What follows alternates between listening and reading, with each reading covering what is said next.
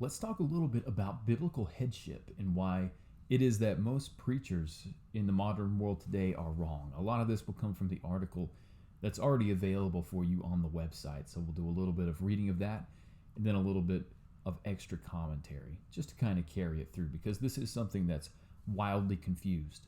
The biblical model is very simple.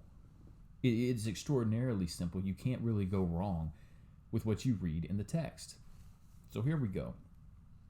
So we rarely hear about headship at all, at least any sort of headship that follows the biblical standard. You think that would be included in the idea of biblical headship, but most preachers are leaving it out.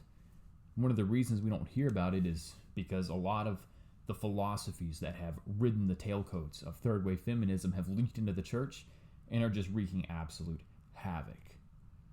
So while it is true that religious people have been shown to have greater marital satisfaction overall than non-religious people, it makes sense that there must be something different about the institution within religion or the way that the people are behaving or some combination of those variables or other variables to explain what the big difference here is. So if it makes logical sense then that if philosophies of the world like feminism leak into the church, it would cause a reduction in overall marital satisfaction.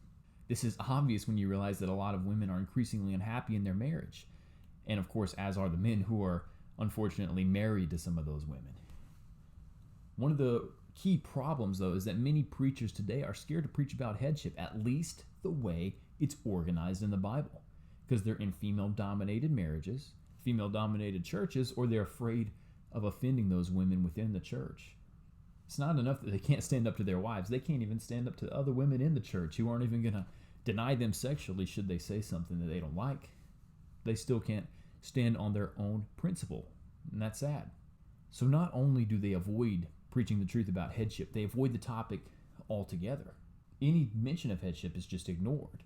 There are select highly vocal women who without a doubt become offended by the truth of the biblical headship message. The same thing happens when you dare to preach anything about modesty. A certain portion of the women are highly offended and they become highly vocal about that. And be aware that it is a minority. But understand that it is often the people in the minority who know how to scream the loudest and who know how to pollute the minds of those around them. They drag the neutral thinking women into poorer thinking. The reality of it is that women cannot even be highly vocal about some of these characteristics if it weren't for the peaceful nature of the civilized world today.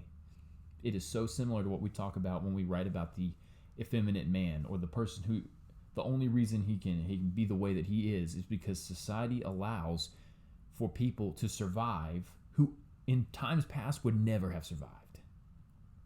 Weak and effeminate men exist because there's no demand for men to be strong. When the demand is not there, the supply will not be there either. The reason that vocal, contentious women exist is because of the safety of the modern world today. When the world becomes dangerous and men are called to be strong again, women naturally fall into a more submissive role usually. Not always, and there are a lot of things that can mess that up, but that's the basic principle. They understand that in times of danger, that's the time to support husbands in marriages, as those men have to go out to war and be ferociously violent in order to protect society. But the problem is that a weak society creates weak men who get married to raise weak sons with nagging wives. A dangerous society creates strong men who raise strong sons with wives who realize the importance of supporting and submitting to those men. So when talking about headship, let's get back to the basics here. We have to underline a few key things and get them out of the way, otherwise everyone will get offended. So number one, women are not less valuable than men. No one's trying to say that. And men are not less valuable than women, though that is the message propagated by modernity today. So understanding that men and women, as far as their value as human beings, are equal, the biblical pattern explains that women have less authority than men. This is simply the way God designed the authority structure of marriage and the way he designed that authority structure within the church. But understand that greater authority does not equate to greater human value. And there's no one out there who's propagating that idea. Authority is not the same as value. We understand that logically. The men at the top of businesses, like CEOs, do not have more value as human beings than the people at the middle or at the bottom of the company. The CEO has more valuable skills, which translate to higher income, but they don't have greater intrinsic worth as human beings simply because of their position and authority. In the same way, men have more authority than women, but they do not have greater intrinsic value. And when you begin to ask why men are given the authority instead of women, it comes down to the individual strengths and weaknesses of the two genders and their complementary nature. We should understand that women tend to have people-oriented personalities. They're more suited to thrive in interpersonal relationships. They also possess excellent nurturing abilities that allow them to keep children alive. Mothers are generally better at keeping children alive than they are at making sure they're properly situated to thrive in the world emotionally, physically, and mentally. This is the role of the masculine father. And I understand that that can sound offensive, but it's not. It's a complementary relationship. Women are better at the short term, and men are generally better at the long term, in general. Not all the time, but in general. The father generally has a command over his emotions. He's level-headed. He's in a better position to rationally exercise authority, not tossed to and fro by the daily fluctuation of emotions. The mother cares and nurtures her son. The mother nurtures and cares for her son while the father symbolically trains the son for war. Because when his son enters the world, there will be war on every front, from the physical to the spiritual. So given that men and women are of equal value, we need to address where preachers fall off the path with the biblical headship categories. And this is where it is. Here's the exact point most preachers go wrong when they talk about biblical headship in the church. These churches or preachers teach variations of egalitarianism in the authority structure in the biblical home. They teach some form of a 50-50 model, or something like the following. Oh, husband and wife have equal decision-making authority, but the husband has the final word. And while this is nice and politically correct, fits in with the spirit of the times, it is not the way biblical headship was structured within the Bible, and it can be demonstrated with a few simple thought exercises. First, we need to understand that marriage was designed by God with biblical headship from the beginning. You find that in Genesis 3. This was designed for the benefit of both men and women, to allow for greater marital satisfaction as both the man and the woman, allowing them to act in marriage in the ways that best suit their sex-specific nature. We're happier to do things when we're good at them, including our marital roles, if we're following those basic structures from the beginning. Additionally, as marriage is the structure designed by God, we can extrapolate, therefore, that there must be a beneficial and logical reason for that structure. We know that because God does not make stupid, arbitrary laws without purpose.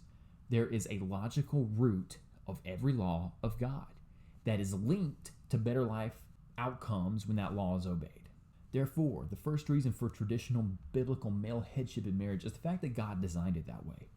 Of course, the reasons don't stop there, but if they did, it'd be poor logic and general blind adherence. And that's what's generally encouraged by many religious people today. Poor logic and blind adherence.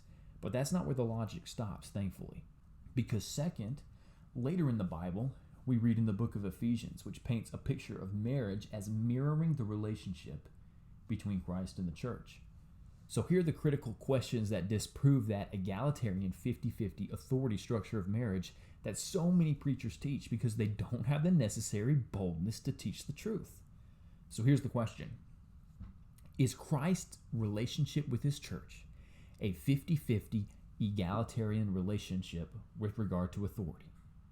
Do we have equal decision-making authority with Christ, but Christ has the last word if there's a quote-unquote disagreement, whatever that may be? No, this is not the case. In fact, we understand from the biblical pattern of teaching that Christ has all authority on heaven and on earth as the husband of the church, Matthew 28:18. The man has all authority, all of it, as the husband in the relationship. And if, according to Ephesians, marriage symbolizes the relationship between Christ and the church, then the authority structure is the same. Man mirrors Christ and has all authority over his bride, as Christ has all authority over his bride, which is the church. Now, this doesn't mean that the wife loses all of her ability to think, to make decisions, to speak, to request, to talk, to communicate, or is placed in some subservient slave position in the marriage. That is not at all the case. We as the church, the bride of Christ, still pray to God. We present our communications and our requests to Him to act in a specific way in our lives. Do we lose any elements of ourselves due to our relationship with Christ? No, it's simply a question of authority. And we even exercise our free will in submitting to Him. So we get to choose if we're going to submit to that greater authority or not in this life. You get to choose or not. You don't get to choose how you want to act and then get the benefits of a favorable outcome in eternity, but you get to choose in this life how you'll behave. And of course, submission requires the subjugation of personal wants to align ourselves with the will of God. So even so, the wife can voice concerns, she can contribute thoughts, talk and communicate as one who does hold equal value, but not as one who holds equal authority for decision making. And she must exercise her free will to submit to her husband. So of course, the problem today is that many Bible teachers are simply too afraid of their wives to act on that authority. So they defer to the egalitarian equalism view of marriage on authority that is simply logically unscriptural. So they think, I'm too afraid to exercise authority, but I'll just point to this conveniently created doctrine of men as a good excuse to justify my fear. And of course, they're scared of losing sexual access 9 times out of 10. As men, we have the heavy responsibility to lead our wives, to make decisions for the household, and to bear the consequences for each and every one of them. What women think is that this authority means we're some domineering dictator, or some women generally begin to think that. That is not the case. The authority structure was set up by God. That doesn't make it a fun thing to engage in. Now, sometimes, sure, it is, and sometimes it's nice to make the decisions. But think about anyone in a position of authority. What do all the people below them do on a nonstop basis? They criticize. You take the President of the United States at any term. All the man gets is criticism. That's it. He's got the highest position in the land. You can debate about it, of course, but maybe he's got more authority than anyone in the land. And what does he get for it? Criticism and hatred. Authority is not some great deal that men got. It is a burden of responsibility. It's not something to gloat about. It's a cumbersome gift with consequences at each and every turn. Just like people think that the view of the capitalist man as a bunch of fat guys in top hats sitting around smoking cigars, enjoying the profits while everyone else works. That's not it at all. The reality is always so much different than whatever it is we imagine. And I think women tend to imagine authority as some sort of great thing that gives them freedom, but it's really a burdensome thing. The weight of authority is heavy. It's a heavy one, and many women don't consider this when they're busy airing grievances about their position of submission. So we cannot hold this position with pride, but we have to hold it with wisdom, fear, rational thinking, and kindness, understanding that our wives are equal in value to us, though they are under our authority. That's the essence of biblical headship. It's not 50-50 at all. It's not egalitarian equalism. The marital relationship is a complementary one, but it is built upon feminine deference to the masculine.